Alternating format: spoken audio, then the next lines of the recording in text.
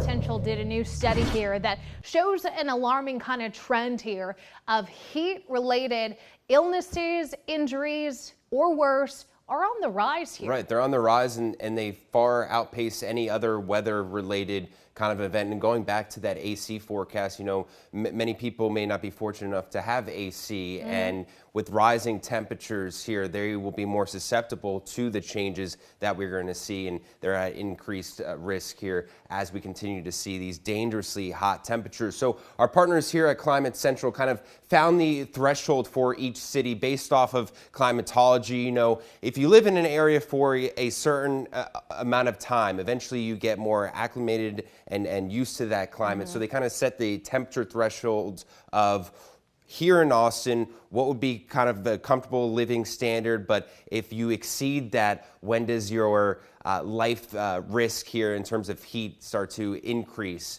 for our area? Right, so they termed it the minimum mortality temperature, basically using the average temperature between the highs and lows, and anything above that they would consider a risk, right? So the baseline would be this average of 87 degrees, and this is average based on our temperatures. So with an average of 87, anything above 87 degrees would put you at risk of some sort of heat-related injury or worse. So 87 was one of the higher averages of all the cities that they looked at. But it makes sense, right? We're in the southern states. Our climate is warmer than those up to the north. But what stood out and what's concerning is last year we had 74 days with an average above 87 degrees. So we're spending at least a quarter of the year, or just about a quarter of the year, with a temperature, with heat that poses a risk to everybody, right? Heat is not, it doesn't pinpoint certain people and put you more at risk.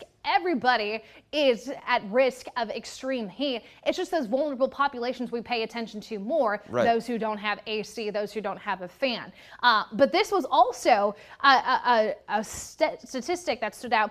Of all the cities, ours jumped the highest with only 5 other towns on top of us. Right, absolutely here. It's not going to be, you know, equal and exactly proportional across the country, everyone warming up equally, right? You know, a lot of it has to do with the urban heat island effect as well. That has major implications as we get a bigger city, more population growth. So we're continuing to see these rising temperatures, and as you mentioned, people may be more susceptible to heat-induced illnesses, again, are at higher risk. But also, I mean, there's so many people who work in construction, who work outside, who may not have the ability to be taking frequent breaks in the shade. When we've got athletes out there, those are the people who will be more susceptible to, again, heat-induced illnesses as we see riskier heat days that continue to grow. Again, we had that record-breaking summer last year. Those will be more frequent here in a warming world. So we really, again, just got to be careful here. So what is this map showing you? This map is showing you,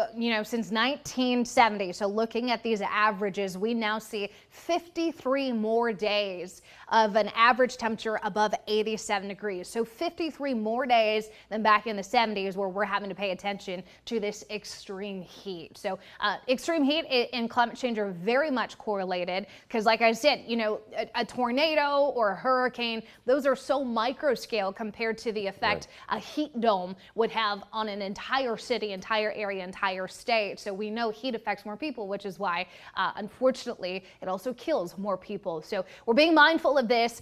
Luckily, we only have 2 days of 90s this week before we cool down. But again, we know coming off the second hottest summer we've ever recorded here in Austin, heat is a problem in Central Texas. If you'd like to read more about it, you can find a link on our website, KXAN.com.